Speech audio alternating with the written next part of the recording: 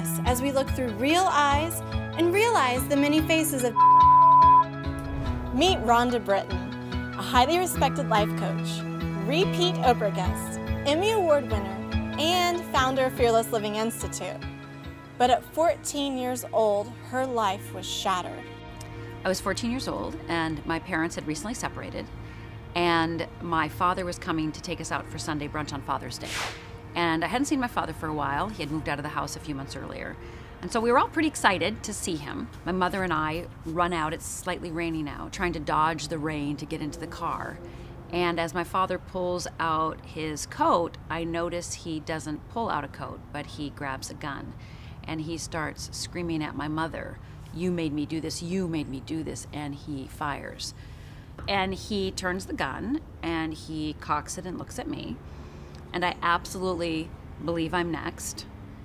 And my mother looks up and says, "No, don't."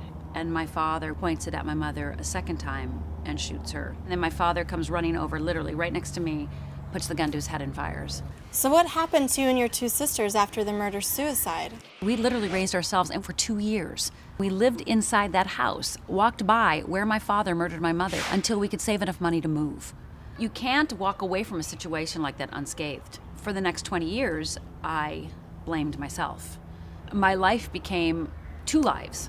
On one hand, I was a straight A student and class president, and on the other hand, I was suicidal, tried to kill myself 3 times, and used alcohol. And it was after that third suicide attempt that I realized that I had to change my life.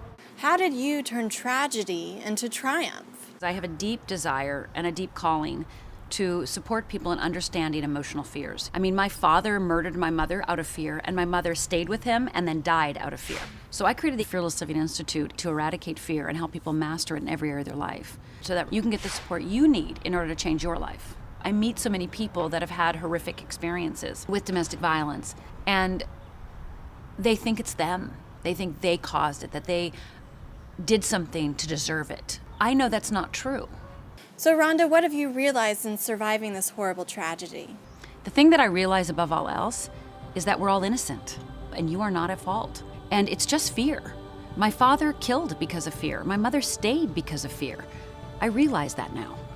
And as long as we're willing to take responsibility for our own fear and turn it into fearlessness and use that gentleness, innocence, and love, I can heal, you can heal, we can all heal, and domestic violence can end. If you or someone you know is in an abusive relationship, go to lindasvoice.org to get help. Realize you're not alone. Let's speak up about and together we can bleep out domestic abuse.